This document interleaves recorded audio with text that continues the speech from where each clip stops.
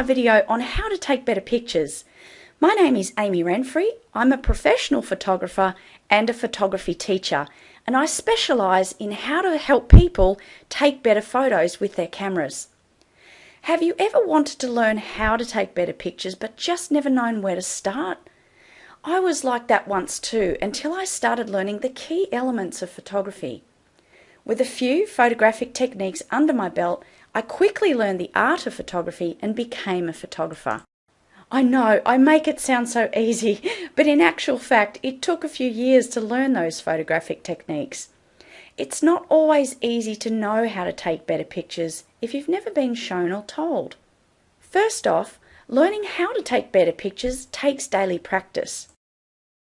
If you can't get out with your camera every day, at least try once a week, like the weekends for example. The more you can practice, the more you will know how to take better pictures quicker and faster than you ever thought possible. And I speak from experience here. One of the key elements to knowing how to take better pictures is to understand the manual setting on your camera. This is where it all begins, because the manual setting is where you can control light. And you control light, which is the most important thing in photography, via your shutter speed and your f-stop. And you may have heard those two terms being associated with manual photography before. So let's discuss those. So what is shutter speed and f-stop, and how is it relevant, and why do you need to know? Well, as I said before, it controls the lighting. Lighting is everything in photography. Your shutter speed controls the movement of a subject. The f-stop is actually a numerical measurement of how wide or how small your aperture is. Your aperture is the opening of the lens that lets the light in or reduces it.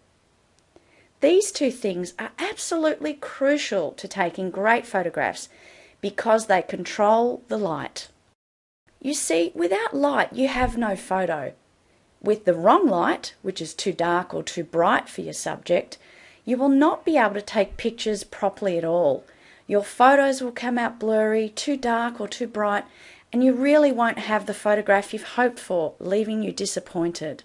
I've experienced this many times when I was learning photography. I learned how to control the light, how to control the camera, and that's what I'm here to help you know how to do as well. Once you've controlled your light, you're halfway there. Your shutter speed opens and closes slowly or quickly as a way to control how much your subject looks like it's moving. If you want a fast object to appear still or frozen in the air, such as a racing car or water or something that's moving that fast, you need a really super fast shutter speed. If you have no movement at all from your subject, such as a fruit bowl or a statue, for example, then you can place your shutter speed on a normal midway point. Your shutter speed can stay open for as long as you can control the shutter speed function. Your shutter speed, in some cameras, the shutter speed can stay open for half an hour. Other shutter speeds can be as fast as 8,000th of a second. That is super fast. You would use a very long shutter speed for something like taking the night sky, and you would use a super fast shutter speed like 8,000th of a second for taking things like water frozen in mid-air, or racing cars, or people running down a track in a marathon, that kind of thing. So let's talk about f-stop. What is it? F-stop is actually a key element to controlling your light as well. Your f-stop controls how much or how little light is being let onto the lens. When you have a large f-stop, then you are opening the aperture to let a lot of light in.